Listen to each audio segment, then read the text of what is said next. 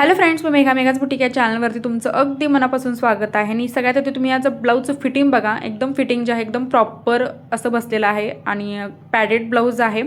40 साईजचा हा जो ब्लाऊज आहे आपण रेडी केलेला आहे. बॅक पॅटर्न तुम्ही बघू शकता. बॅकला सुद्धा एकदम युनिक असा पॅटर्न आपण बनवलेला आहे. तर या ब्लाऊजची कटिंग आहे, पूर्ण कटिंग जे आहे आपण या व्हिडिओमध्ये बघणार आहोत. सो व्हिडिओ जो आहे एकदम शेवटपर्यंत बघा.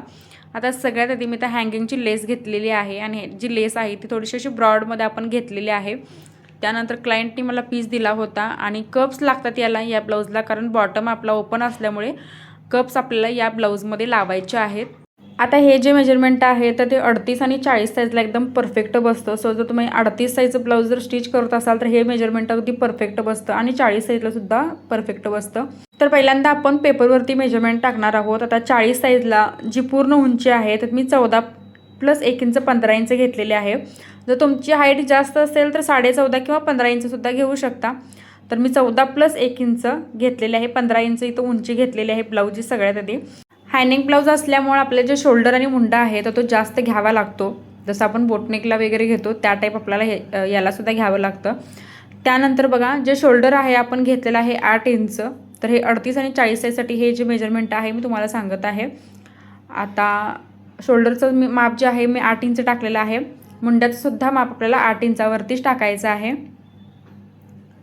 त्यानंतर छातीचं जे माप आहे आपल्याला 10 इंच टाकायचं आहे. म्हणजे 40चा चौथा भाग आपल्याला 10 इंच घ्यायचा आहे. प्लस याच्यामध्ये 2 इंच ॲड करून घ्यायचं.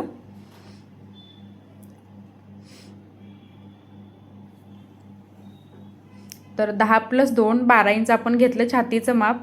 कमरेचं जे माप आहे तर ते 8+2 इंच आपल्याला घ्यायचं आहे. तर 8+2 इंच आपण घेतलं.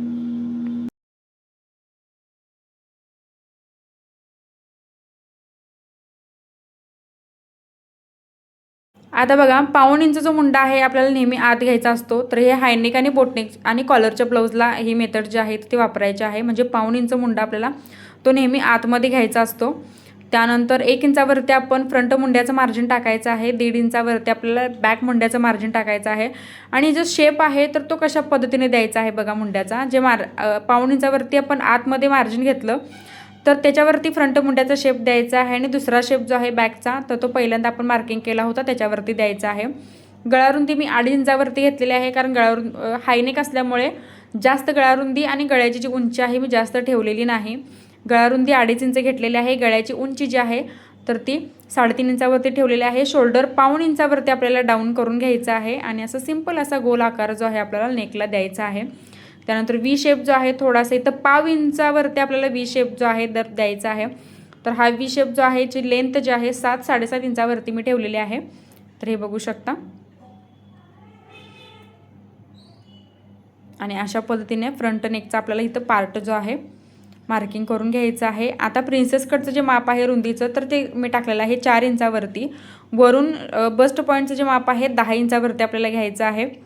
ही लाईन अशी आपल्याला जोडून घ्यायची. त्यानंतर मुंड्यापासून वरती आपल्याला 2.5 इंचावरती मार्किंग करून घ्यायचं आणि तिथून मग आपल्याला सिंपल असा प्रिन्सेस कटचा जो शेप आहे तर तो द्यायचा आहे.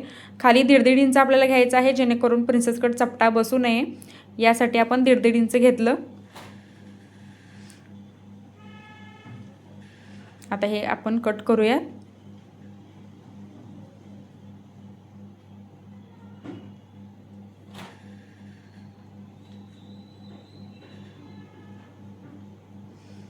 आता बॅक आणि फ्रंट जे आहेत तर ते दोन्ही सेपरेट करून घ्यायचे आहेत आपल्याला.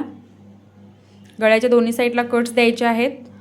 आता हा बॅक आपला पूर्ण कंप्लीट झालेला आहे. त्यानंतर गळ्याचा जो पॅटर्न आहे आपण इथं मार्किंग केलेला आहे तो इथं कट करून घ्यायचा. त्यानंतर प्रिन्सेस कट जो शेप आहे दाखवल्याप्रमाणे आपण इथं कटिंग करून घ्यायचं आहे. त्याच्या आधी आपण फ्रंट मुंड्याचा जो शेप आहे तर तो कट केला.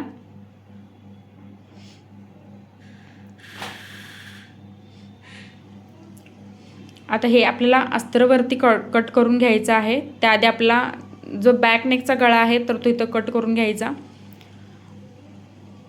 तर गळ्याची रुंदी आहे आपण 2.5 इंचावरती मगाशी टाकली होती. गळ्याची जी उंची आहे तर ती 3.5 किंवा 4 इंचावरती आपल्याला टाकून मार्किंग करून घ्यायचं आहे, गोल मार्किंग.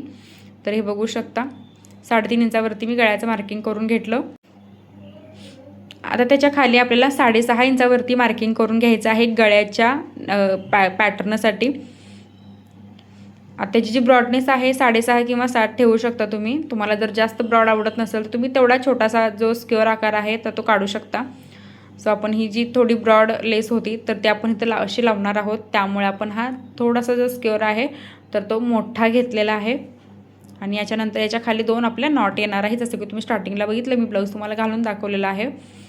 आता हा आपला बॅक जो आहे तो आपण कट करून घ्यायचा.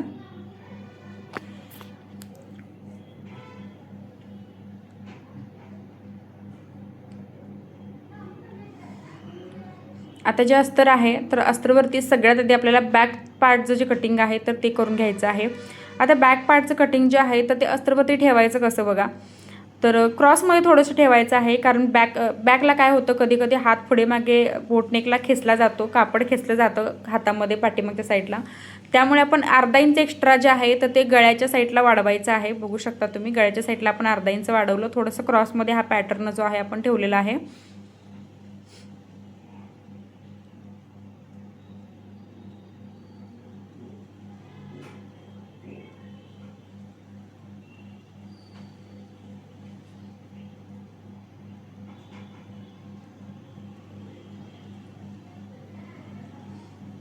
तर गळ्याच्या साईडला आपण अर्धा इंच एक्स्ट्रा घेतलं लुझिंगसाठी.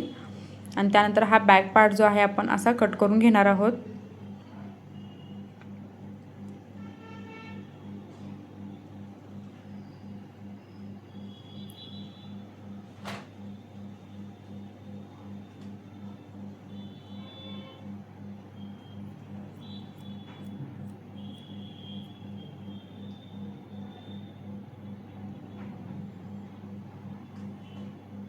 तर हा बॅक पार्ट मी असा कट करून घेतलेला आहे. त्यानंतर आपलं फ्रंट पार्टचं जे कटिंग आहे तर ते करून घ्यायचं आहे. आता फ्रंट पार्टचं कटिंग बघा, आपल्याला डबल काढावे लागणार आहेत पार्ट, कारण आपण याला कप्स लावणार आहोत. तर त्यामुळे डबल अस्तर जे आहे आपल्याला लागतं. सो इथं आपण हे अस्तर जे आहे तर ते डबल करून घ्यायचं आहे आणि व्यवस्थित असं ॲडजस्ट करून मग आपला तो जे पार्ट आहे तो काढून घ्यायचा आहे. आता तोही पार्ट ठेवताना आपल्याला 1.5 इंच कमरेकडच्या साईडला वाढवायचं असतं. ते आपण जसं नेहमी प्रिन्सेस कटिंग करतो तशा पद्धतीने हा जो पॅटर्न आहे तर तो करायचा आहे. म्हणजे क्रॉसमध्ये ठेवायचा आहे आणि कमरेकडच्या साईडला 1.5 इंच एक्स्ट्रा आपल्याला मार्जिन घ्यायचं असतं.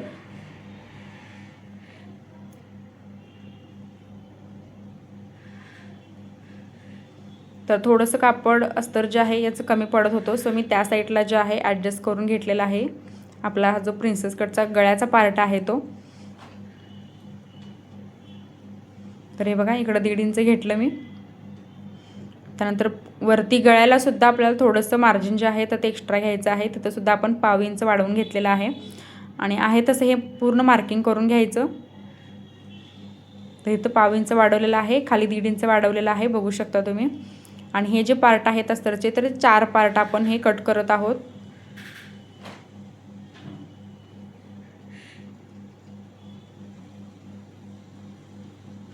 आता जी बाजू दुसऱ्या बाजूला जॉईंट होणार आहे तर त्या साईडला सुद्धा आपल्याला अर्धा इंच एक्स्ट्रा घ्यायचा आहे.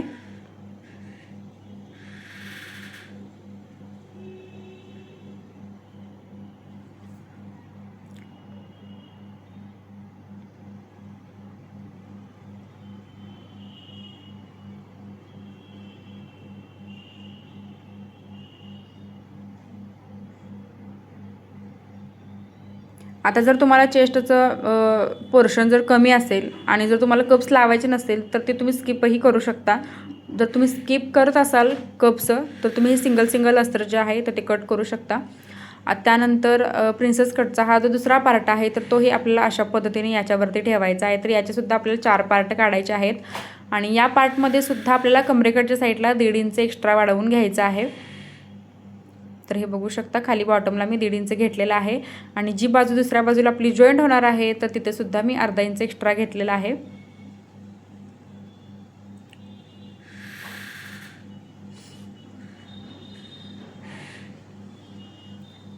तर राहिलेल्या कपड्यामध्ये आपण स्लीव्ज जे आहे तर ते कट करून घेणार आहोत. आता आपण मेन कपड्यावरती आपलं जे कटिंग आहे तर ते करून घ्यायचं आहे. आता जशी प्रिंट आहे त्या प्रिंटच्या हिशोबाने आपल्याला जे पार्ट आहेत अस्तरचे तर ते ठेवून घ्यायचे आहेत. आता पहिल्यांदा आपण हे स्लीव्जचं जे कापड आहे तर ते कट करून घेणार आहोत. म्हणजे याच्यामध्ये स्लीव्ज कट करून घेणार आहोत पहिल्यांदा आपण.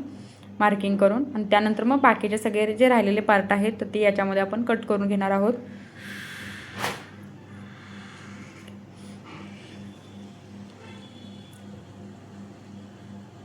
सो फ्रेंड्स, बघू शकता अशा पद्धतीने आपण एक डिझायनर ब्लाऊज जो आहे कंप्लीट केलेला आहे. याचा बॅक नेकचा जो व्हिडिओ आहे तर तो सुद्धा अपलोड होईल, शॉर्ट व्हिडिओ अपलोड होईल तो, तर तुम्ही नक्की बघा. आणि आजचा व्हिडिओ कसा वाटला हे कमेंटमध्ये नक्कीच सांगा. अशी डिझाईन कशी वाटली ही कमेंटमध्ये नक्कीच सांगा. आणि काय डाऊट असतील तर तेही तुम्ही मला विचारू शकता. आणि नेक्स्ट व्हिडिओ तुम्हाला कोणता बघायचा आहे तेही मला कमेंट करून सांगा की तुम्हाला नेक्स्ट व्हिडिओ जो आहे कोणता बघायचा आहे. आणि चॅनलवरती तुम्ही म्हणजे नवीन असाल तर सबस्क्राईब नक्की करा. सोबत बेल आयकॉनलाही प्रेस करा, जेणेकरून जो व्हिडिओ मी अपलोड करेल त्याची नोटिफिकेशन सगळ्यात येते तुमच्याकडे येईल. आणि या ब्लाऊजमध्ये काही डिटेल अजून राहिल्या असतील सांगायच्या तर त्याही मला कमेंट करू शकता तुम्ही. आणि एक डिझायनर हा पॅटर्न आहे. स्टिचिंग ह्याचं जे आहे एकदम सिम्पल सोपं आहे. फक्त मेजरमेंट जे आहे तर तेच आपल्याला लवकर लक्षात येत नाही की किती आपल्याला टाकायचं असतं. बट स्टिचिंग जे आहे एकदम सोपं आहे. सो आय होप तुम्हाला कळालं असेल. आणि व्हिडिओ शेवटपर्यंत बघितल्याबद्दल अगदी मनापासून धन्यवाद.